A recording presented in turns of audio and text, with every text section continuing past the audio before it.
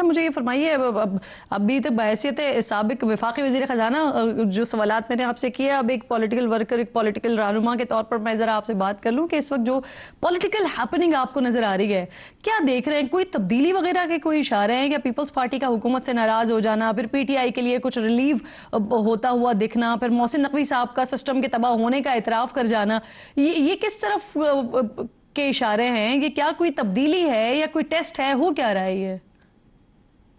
देखिए किरण साहिबा, पाकिस्तान की सियासत जो है ना वो समझना बहुत मुश्किल है। मैं 20 साल से सियासत कर रहा हूँ और मैं जाहिर है कि हम अंदाजे लगाते हैं कि एक्स होने वाला है, नहीं होता, कभी वाई हो जाता है, कभी हम अंदाजे लगाते हैं वाई होने वाला है, वाई भी नहीं होता, एक्स हो जाता है।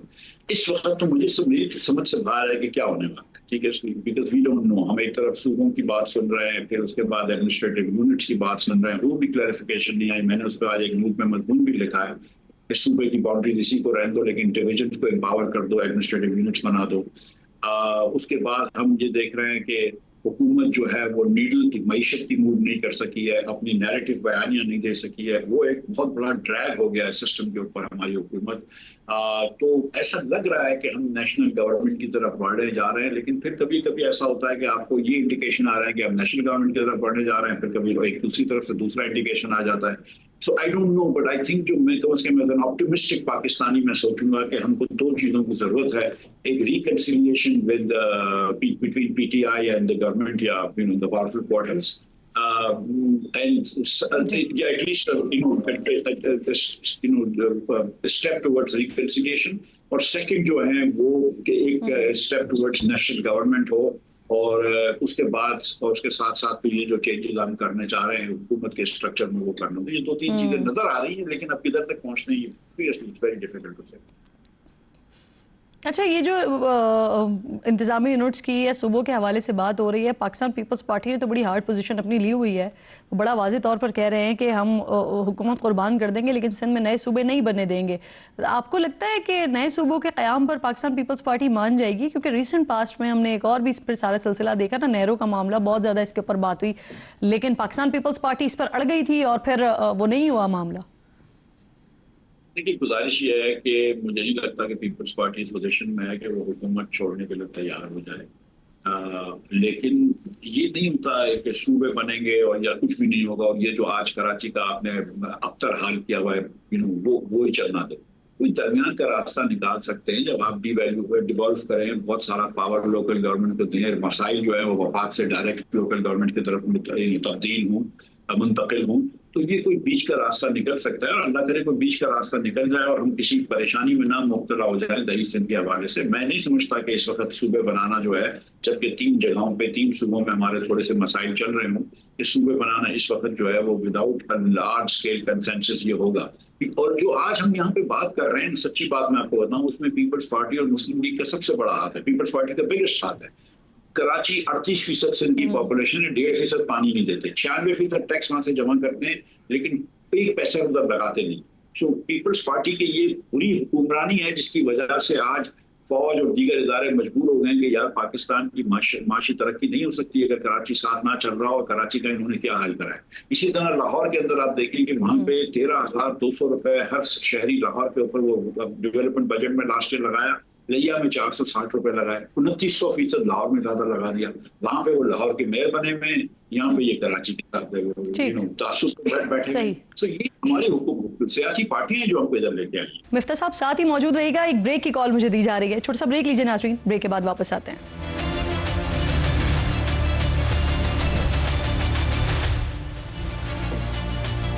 प्रोग्राम में एक बार फिर आपको खुशामदीद कहती हूँ। आपकी पार्टी के हवाले से भी बात कर लेते हैं। इलेक्शन कमीशन ने डीलिस्ट कर दिया आपको।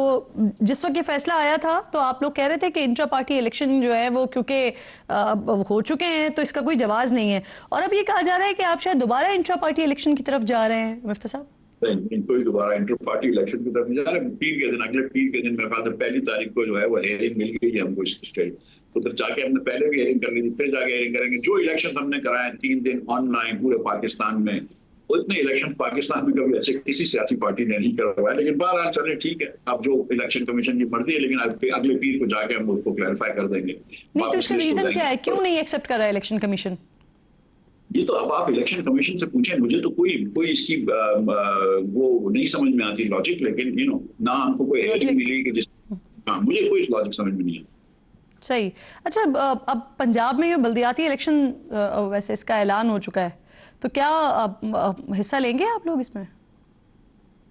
बिल्कुल लेंगे, इंशाल्लाह जरूर लेंगे, लेकिन जिस किस्म के इंतखाबात ये कराने जा रहे हैं कि 12 लोग एक साथ इलेक्शन लड़ रहे हैं, उसमें से 9 जीत जाए, तो मतलब वो ये चाह रहे हैं, और उसमें से पार्टी फिर 1 महीने तक आप कहीं भी पार्टी में चेंज कर सकते हैं या बदल सकते हैं। वो ये चाह रहे हैं कि मुस्लिम लीग को वोट ना भी पड़े तो फिर 1-2 जीत जाए, 2-4 इंडिपेंडेंट जीत जाए, वो सब एसएचओ जो है इनको मुस्लिम लीग में डला दें, सीधा सीधा 1 मैन 1 वोट का करें। जिस तरह पहले इलेक्शन होता था कि हर वार्ड से एक काउंसलर होगा, यूसी चेयरमैन जो है वो डायरेक्ट इलेक्शन होगा, वो नहीं करवा रहे, वो डर रहे हैं इलेक्शन करवाने से, क्योंकि उनको पता है हम तो नहीं जीतेंगे, लेकिन पीटीआई जीत जाएगा। वो ये नहीं कराना चाहते, जितनी भी बातें कर ले इलेक्शन नहीं करा रहे, सीधा सीधा वही मसला सिंध में भी। यानी आपका जो है वो उसूली फैसला आपकी पार्टी ले चुकी है कि पार्टी का पहला इलेक्शन जो है वो आप लोग लड़ने जा रहे हैं पंजाब के बल्दियाती इलेक्शन। जहां पे पहले हो जाए, मुझे नहीं लगता कि पंजाब में इतनी जल्दी बल्दियाती इलेक्शन होंगे, मतलब मुझे लगता नहीं है अभी। हम तो उससे पहले जो है हमने सुना था कि कैंटोनमेंट के इलेक्शन हो रहे हैं, जो पहला इलेक्शन होगा हम इसमें इंशाल्लाह हिस्सा लेंगे, हम आवाम तक अपनी बात लेके जाएंगे, अल्लाह ने चाहा तो हमारी बात सुनेंगे, नहीं सुनेंगे तो फिर हम अपनी बातों में इंप्रूवमेंट लाएंगे, अपनी सियासत में इंप्रूवमेंट लाएंगे और कोशिश करते रहेंगे इंशाल्लाह।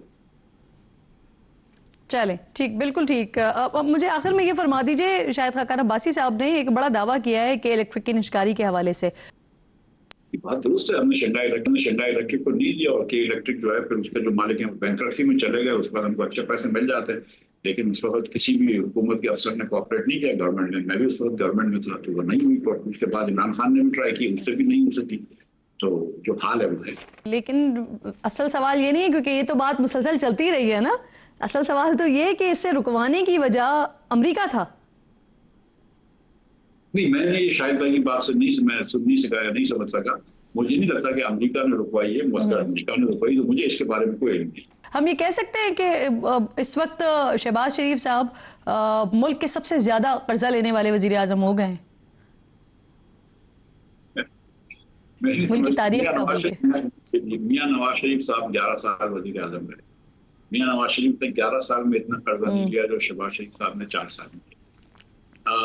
ना सिर्फ किसी और वजीर आजम ने इतना कर्जा नहीं लिया, किसी और वजीर आजम ने इसका आधा भी नहीं लिया। शहबाज शरीफ साहब ने तकरीबन 46,000 अरब रुपया कर्जा लिया है, इन इन नहीं 37,000 अरब रुपया कर्जा लिया है इन 4 सालों में, जो कि 80% से ज्यादा है जो पाकिस्तान ने पहले 75 साल में कर्जा लिया।